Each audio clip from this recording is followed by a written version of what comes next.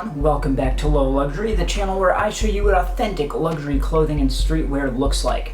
Today, I am going to be showing you a real Palace shirt, and this video is specifically for ones with the printed tag in them.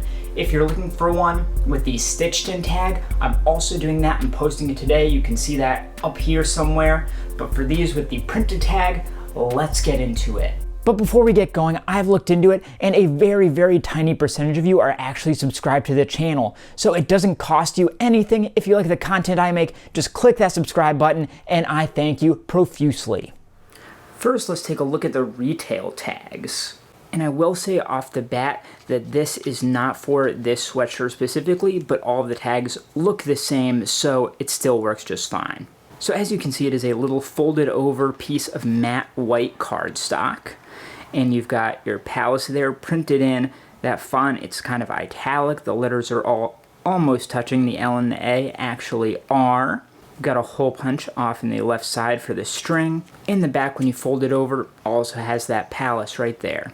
The inside is totally blank, but you do get a sticker. And I love their stickers because they're really simple. They're to the point. They have all the good info and nothing else. So you've got a model number up top, and then a model underneath in all caps, and you can Google those, make sure they match up. They give a lot of good info on their site as well as really funny descriptions. You get a color under that, and off to the right, even with that color, you get your size, and then a barcode at the bottom, and that's it. Really nice, simple retail tag. And the string for that is a simple black tag that's folded through there and then goes up and is tied to the shirt. Now let's take a look at this printed in tag, and it is kind of unique because they are one of the few kind of streetwear, high-end streetwear brands that still print in the tags for a lot of their shirts.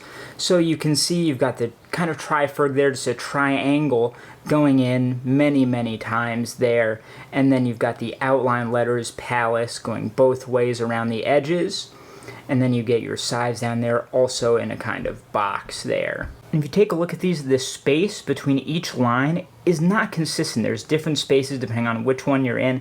Like this one down at the bottom, very thin. The next one's a bit bigger, and so on. This one's a bit bigger right there too.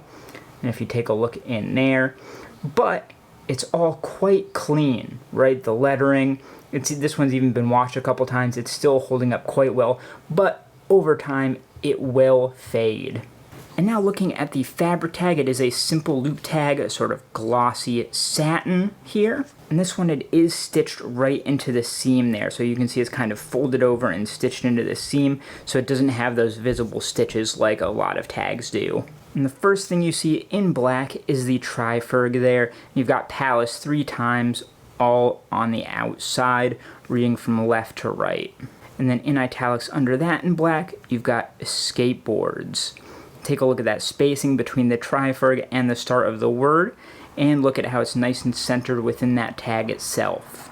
Now if we take a look at the other side of this, at the very top you've got your fabrication, and then all centered, you've got your washing instructions all in English, then some symbols, number, and then Palace Skateboards Ltd, kind of bold all caps, very bottom, made in China.